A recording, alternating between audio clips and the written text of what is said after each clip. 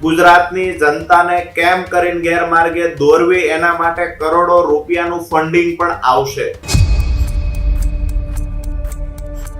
તો જનતા રેડ કરવાની કઈ તારીખે સ્ટિંગ કરવાનું, કઈ તારીખે હુમલો કરાવવાનો,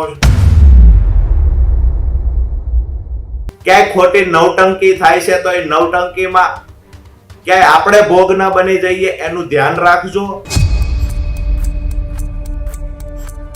જેની સરકાર જ નથી બનવાની, જેની તાલુકા જિલ્લા પંચાયત કે મહાનગરપાલિકા નથી જ બનવાની, એવા લોકોને આપણો મત આપીને આપણો મત વેડફી નહીં દઈએ.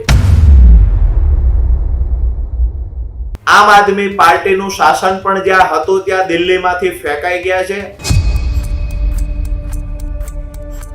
પૂર્વ આપ નેતા રાજુ કરપડાનો મોટો ધડાકો. મેં કહ્યું હતું 25 તારીખ નજીક આવતા જ નાટકો સામે આવશે, આવી વાત કરપડાએ કરી. હજુ સુધી તમે અમારી ચેનલને સબસ્ક્રાઇબ નથી કરી તો અત્યારે જ ન્યૂઝરૂમ ગુજરાતને સબસ્ક્રાઇબ કરો, ફેસબુક અને ઇન્સ્ટાગ્રામ પર ફોલો કરો.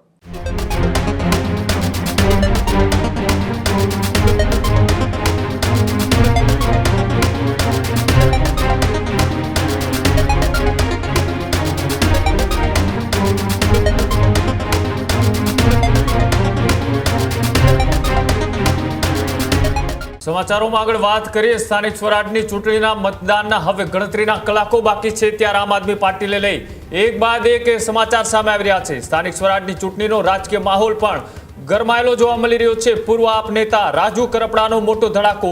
ફરી એક વખત આપ પર કરપડાએ લગાવ્યા ગંભીર આરોપ. મેં કહ્યું હતું 25 તારીખ નજીક આવતા જ નાટકો સામે આવશે, આવી વાત કરપડાએ કરી અને કહ્યું કે ઉનામાં થયેલા ફાયરિંગને લઈ પણ ઘણા આક્ષેપો થયા. ખરેખર તેમના જ લોકો દ્વારા કાવતરું કરવામાં આવ્યું હતું, આવી વાત રાજુ કરપડાએ કરી કે જે આમ આદમી પાર્ટી એ છેલ્લા કેટલાક દિવસોથી ચર્ચાનો વિષય બની છે. મતદાનને ગણતરીના દિવસો બાકી છે, ત્યારે 5 વર્ષ સુધી આમ આદમી પાર્ટીમાં રહી ચૂકેલા પૂર્વ આમ આદમી પાર્ટીના નેતા રાજુ કરપડાએ ઉનામાં થયેલા ફાયરિંગને લઈ કહ્યું કે મેં અગાઉ જ ભવિષ્યવાણી કરી હતી કે જેમ જેમ ચૂંટણીના મતદાનના દિવસો નજીક આવશે તેમ સ્ટંટબાજ અને ઓપરેશન છે તે આવા ખોટી રીતના ઊભા કરવામાં આવશે. એ જ રીતના ઉનાની અંદર પણ જે ફાયરિંગ કરવામાં આવ્યું છે તેમાં પણ તેના અંદરના લોકો હોવાની વાત રાજુ કરપડાએ કરી છે. ખોટી નોટંકીમાં ન આવી જતા તેવી ખાસ વિનંતી પર રાજુ કરપડાએ કરી છે. સાથે જ કહ્યું છે કે મેં આ બધી જ બાબત ખૂબ નજીકથી જોયેલી છે. રાજુ કરપડાએ આમ આદમી પાર્ટીને લઈ આકરા પ્રહારો કરતા શું કહ્યું આવો તે પણ જોઈએ. નમસ્કાર સાથીઓ, જય કિસાન. મેં પહેલા પણ ભવિષ્યવાણી કરેલી કે જેમ 25 તારીખ નજીક આવશે એટલે કે 26 તારીખ મતદાનની વહેલી સવાર સુધી ગુજરાતમાં રાજકીય ઉથલપાથલો ઘણી બધી જોવા મળશે. સહાનુભૂતિ મેળવવા માટે કોઈ પર હુમલા થશે, ક્યાંય સ્ટ્રિંગ થશે, ક્યાંય એઆઈ ના માધ્યમથી ગુજરાતની ભોળી જનતાને ગુમરાહ કરવાના પ્રયત્ન પણ થશે, ક્યાંય જનતા રેડ પણ થશે. ગુજરાતની જનતાને કેમ કરીને ગેરમાર્ગે દોરવી એના માટે કરોડો રૂપિયાનું ફંડિંગ પણ આવશે. તો ફંડ તો પકડાયું. ગઈકાલે ઉનાની અંદર જે ફાયરિંગની ઘટના બની એમાં પણ આક્ષેપો ઘણા થયા. ખરેખર અંતે ખબર પડી કે એમના જ લોકો દ્વારા આખે આખું કાવતરું કરવામાં આવેલું હતું. મહત્વની વાત એ છે કે જ્યારે ચૂંટણી નજીક આવશે, જેમ જેમ નજીકના દિવસો આવશે, મતદાનનો દિવસ નજીક આવશે, એમ આમ આદમી પાર્ટી ચૂંટણીની પહેલા 1 મહિના પહેલા પ્રી પ્લાનિંગ કરી રાખે છે કે આ તારીખે આ કરવાનું છે, આ તારીખે આ કરવાનું છે. કામની વાત નથી, આ તે ફલાણું લોકડું ઢીકડું જે કરવાનું છે એ મુદ્દાઓ તમને કહીશ.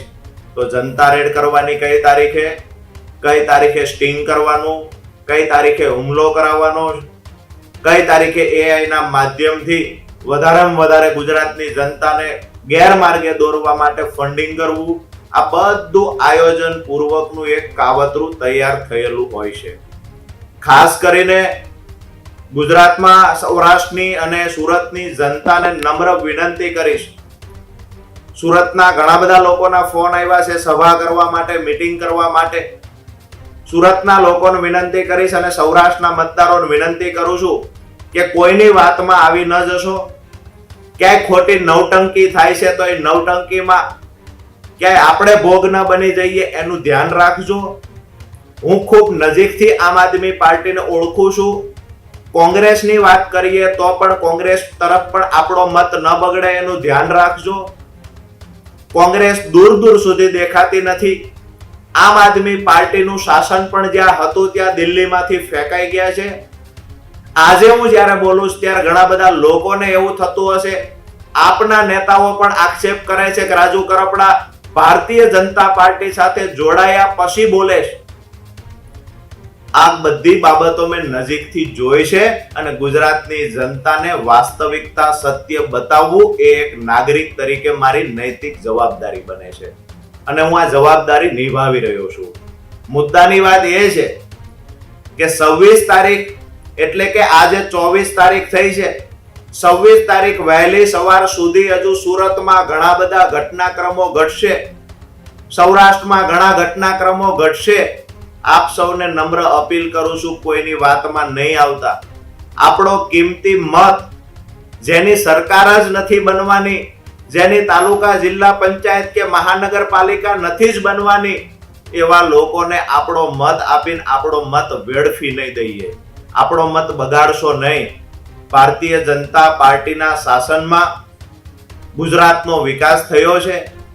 અમારા વિસ્તારની વાત કરીએ તો ઘણા બધા આક્ષેપો થતા હોય છે, બરાબર છે, પણ આ વિસ્તારમાં સિંચાઈના પાણીનો જસ કોઈને આપી શકાય તો ભારતીય જનતા પાર્ટીને આપી શકાય.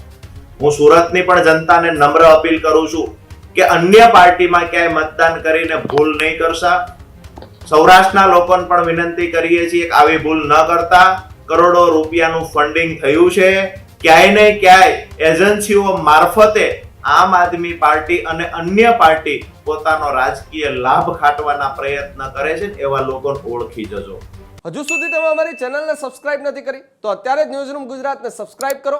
ફેસબુક અને ઇન્સ્ટાગ્રામ પર ફોલો કરો.